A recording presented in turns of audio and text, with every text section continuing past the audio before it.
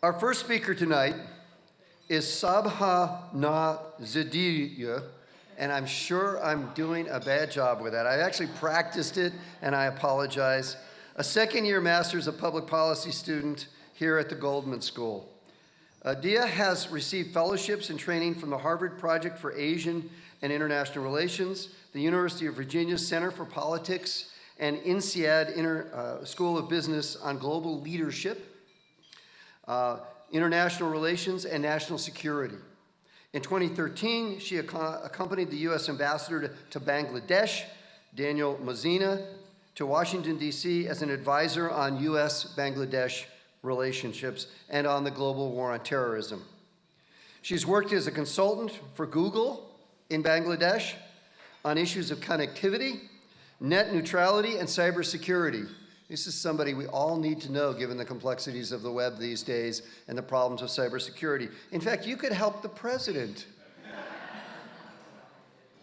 You could help him with security issues, cybersecurity issues. Her research on cyber harassment has been cited by the Ministry of Information Communication Technology in Bangladesh, and in turn placed her on the steering committee for developing the National Youth Policy 2015 with the Ministry of Youth and Sports in Bangladesh.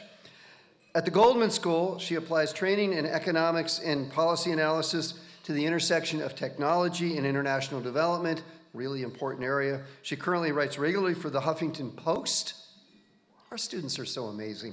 I mean, that's just extraordinary. And is deeply interested in understanding the interdisciplinary approach to the political and policy landscape in the United States, especially with an emphasis upon international security and international relations. Please welcome her to the podium.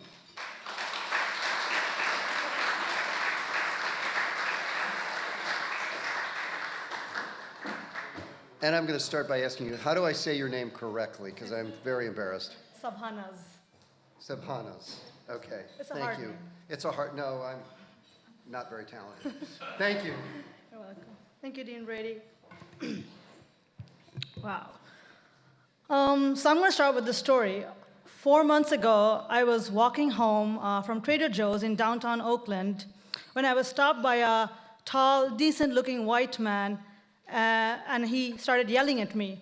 He said, "You, brown blank, go back to your wretched country." I was frightened, shocked, and I ran away before it got more violent. The following morning, I received hundreds of text messages from my colleagues at the Goldman School, sending me their warmest regards, their kindest apologies for the experience that I had to go through.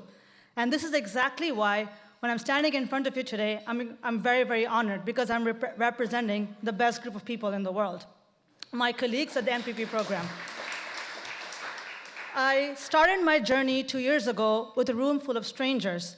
In 2 months, I'm graduating with a coalition of passionate young leaders and my best friends. These are people who remind me that America is, in fact, still a land of opportunities, of inspiration, and still embraces diversity, immigrants and international students like myself in a Trump era. And that's extremely empowering for me as I go forward. So, quite honestly, I never imagined I was going to be coming to the US to get an advanced degree or even studying public policy. I come from Bangladesh, and that is a country where only 34% of the formal workforce is occupied by women. We have leaders in office, our prime minister, the leader of the opposition, the head of the parliament, but in spite of that legacy, less than 21% of women are actually in public service. And that's disheartening because in my country, politics and women don't really mix.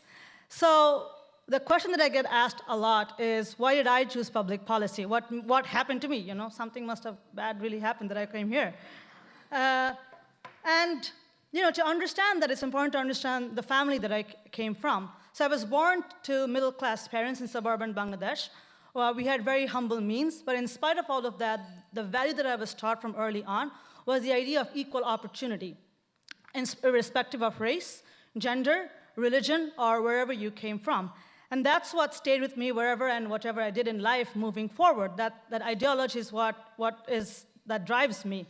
and not only in my fight for my rights as a Muslim woman of color, but also as I continue to fight and strive for people anywhere in the world who are being discriminated against because of who they are. And it's this particular ideology that led me to start my own social enterprise when I was 14 years old. It's a platform that allows young people to explore their ideas and develop community interventions using education and technology. Despite the fact that we mentored over 1.2 million young people in less than 9 years, I was constantly being called out for being a woman in a position of influence. I was called slutty, bossy, terrible, awful, many different things, because I chose to be the youngest female CEO in my country as opposed to staying at home and doing nothing, which is what is expected from women. And this particular notion that women should not be in positions of influence or positions of power is more prevalent in our public sector, because you just can't have them there.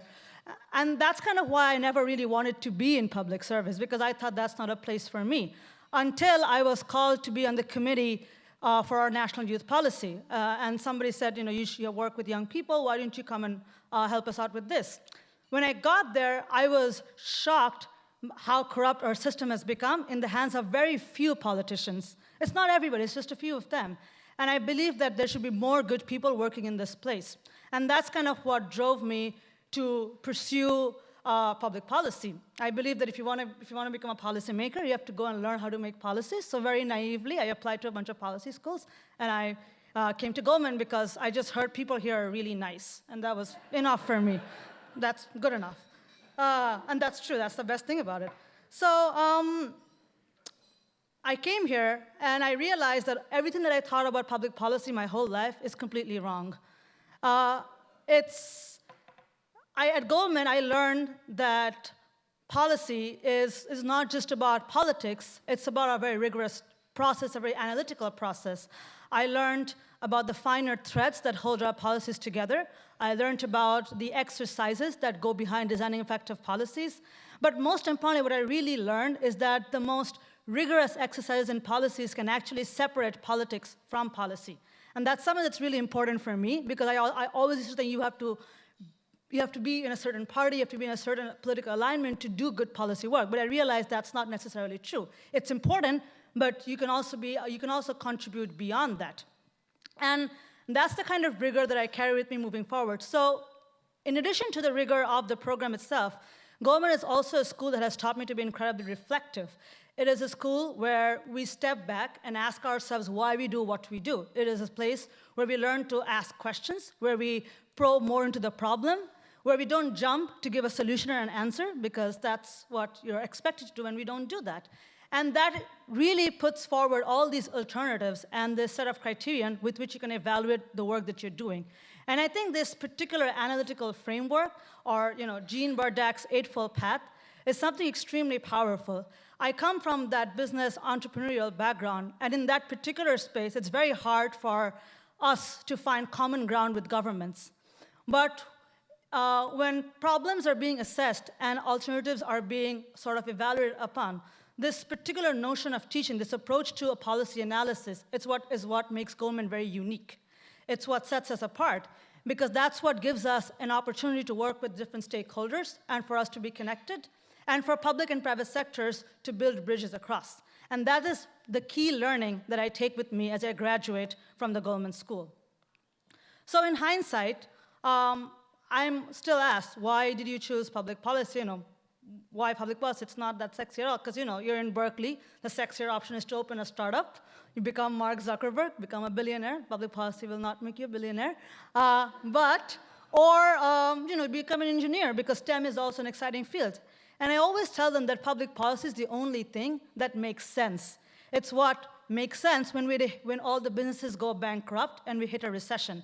It's what matters when we have unlikely leaders in positions of power, and somebody needs to step back and fight the good fight. Somebody needs to represent the interests of the most vulnerable populations. And that's why public policy makes sense. It's the only thing, in my opinion, that makes sense right now.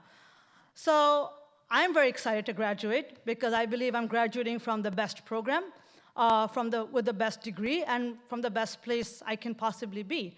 And when I move forward in life, in my career, I'm excited about all the experiences that I've gathered through this program. I've worked in cutting-edge research with amazing faculty from public policy, political science, School of Information. I've worked on research on cybersecurity, computational social science. I found that my niche is computational social science, where we can use cutting-edge data from satellite images, for example, to design anti-poverty policies. That's amazing, to take policy to that particular level. At Goldman, I was able to avail wonderful opportunities where I was able to work with the World Bank in Washington, D.C. last year, and I was awarded the USAID Global Development Fellowship to work in South Africa and help the government there implement in impact evaluation. It's these kind of opportunities that are brought together by Goldman faculty and by the amazing Career Center here, because they really believe in their students, and that's what sets Goldman apart and makes them good people, which is what matters. So as I move forward in my life with all these wonderful experiences, these lessons, these learnings, I can fondly reflect back on my time at Goldman, because this is a place where I not only learned to have a toolbox at my disposal to do rigorous policy work, but also it's a place where I learned to question myself, question my intentions, and constantly reflect before I go and jump to give answers. But most importantly, this is a place where I met people who make me feel every day that I'm no longer alone in this journey. Thank you.